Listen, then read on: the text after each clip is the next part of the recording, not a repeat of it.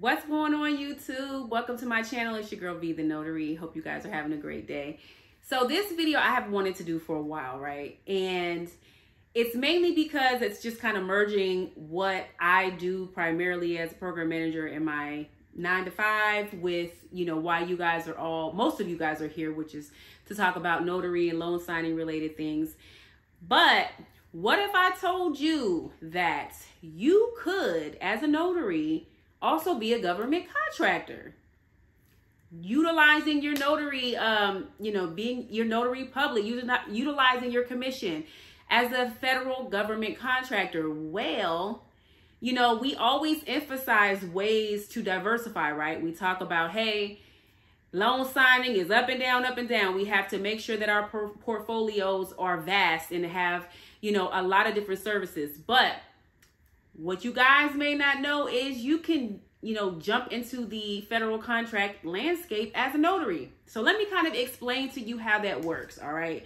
So you provide services. And before I even get into this, let me just emphasize this, okay? If you guys are going to do this, you got to have your actual business in place. Okay, you have to go to your Secretary of State, get your business things in order, and actually put your business in place before you even start. So if you haven't done that, that is step number one. Go and get your LLC, however you want to incorporate your business, you have to do that first. Okay, hopefully you guys have already done that. If not, you have to do it.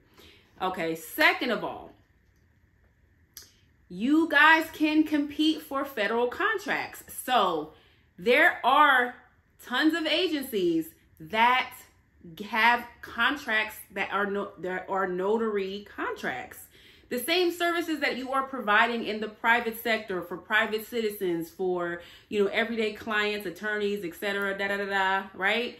The federal government is also procuring notary related services. Okay. And a lot of people don't realize that. As long as it's not a conflict of interest, which for me, it gets sticky just because I am a federal employee.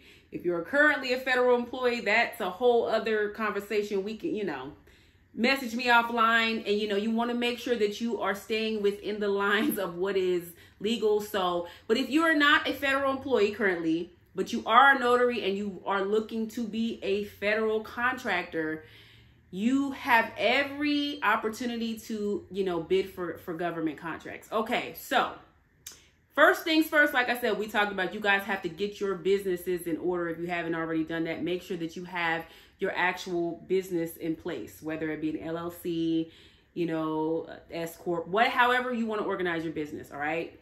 So once you've done that, you want to determine what type of small business that you are going to be. If you're a woman, you absolutely need to make sure that once you have your business in place, you're going to make sure that you have your woman-owned small business certification in place with SBA, okay? You do not have to go out and spend thousands of dollars to hire someone to do that. You can absolutely do it on your own.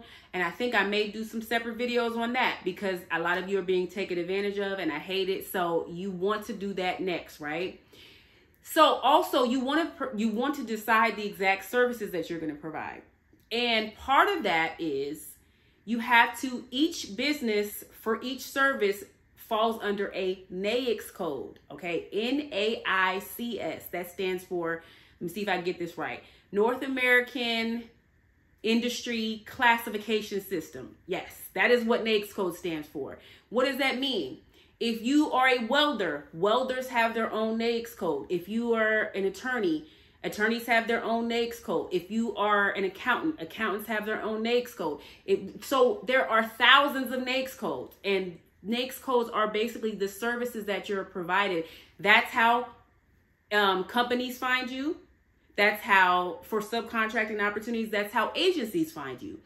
So you want to find the appropriate NES code for your business, okay?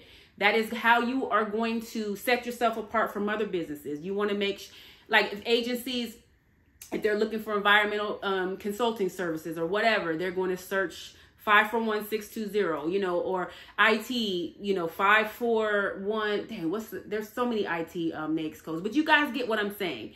Each industry has their own NES code.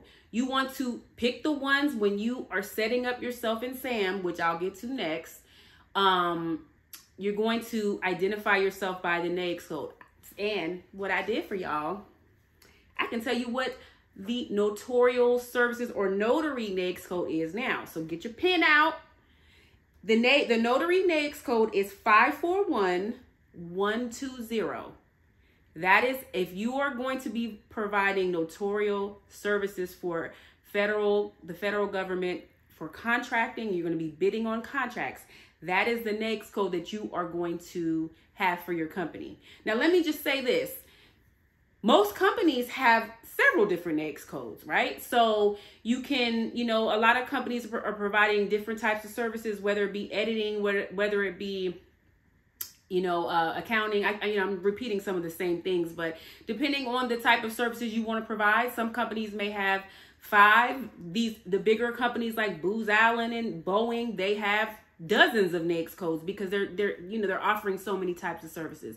But I just wanted you to know for notary services, that is the specific NES code that you want to make sure when you register your business in sam.gov, okay, which you have, if you want to be a government contractor, you have to register in sam.gov, right? So let's talk about the steps.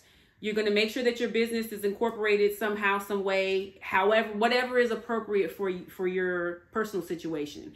You're going to make sure that you are registered, whatever type of business you are, whether you're hub zone, service disabled, small disadvantage business, whether you are getting your 8A certification, whether you are just a small business in general, make sure that you are registered appropriately with SBA. You're going to make sure that you're registered in SAM. SAM.gov is what does SAM stand for? Lord have mercy. There's so many acronyms in the government, you guys. I can't remember everything. I forget what SAM stands for, but SAM is the entryway to any contractor, any small or large, that wants to be awarded federal contracts. So you have to register in there. You're going to, talk about your business size, obviously regular things about your business, where it's located, all of that. But you have to be registered in there because that is where you're going to find contracts to bid for. And that's where other agencies are going to find you.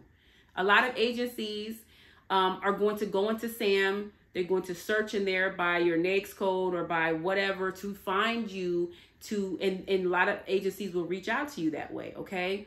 And then your registration with SAM goes hand in hand. I believe you might have to be registered with SAM first before you determine your business type with SBA. So actually register with SAM first, then go and make sure you have the appropriate small business certifications in SAM.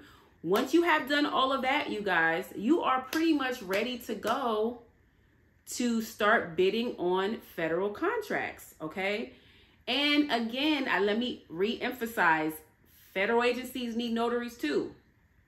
That's the cool thing. So, and let me also say this, you don't have to pick one or the other, right? You don't have to be a federal, like basically what I'm saying is if you win a federal contract, that doesn't mean you can't still do apostille work on the side, still do loan signing work. All of that will fall under the umbrella of your business. You can do all of it. You can do, regular work, in the private sector, and then you can also do work in the public sector, which is the government. You can do both.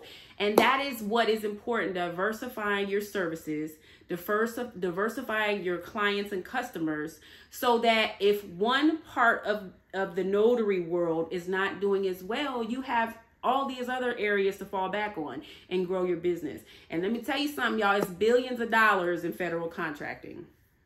Maybe not in the notary, a service, but there's millions of dollars in the notary area, and you can get a chunk of that, because I can tell you right now, a lot of notaries are not doing this.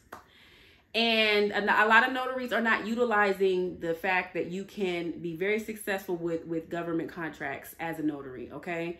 So you guys are probably going to have lots of questions, and I am going to really pay particular attention to this video because I want to make sure I answer all the questions you have in this video, because federal contracting is very convoluted and can be confusing. And if you don't really know how to navigate it, you can get kind of lost in you know, everything that's going on with it. So I want to try to be a guide to you guys, especially for my notaries, because you guys support me. So if you guys are looking to do work with the government, I want to be supportive as well, and, you know, help guide you along. If that's the path that you choose to add to, you know, your current portfolio. Okay. So I know you guys will probably have lots of questions. Please drop down in my comments. Please ask me whatever you guys, you know, whatever questions you have, and I will definitely be answering them. You know, share this with other notaries, because I think a lot of notaries don't know that, you know, you can also be doing work and being successful as a notary in the government. Okay. So like, subscribe, share, and I'll talk to you guys soon. And again, I will be making sure I answer all your questions. Okay. You guys have a great day.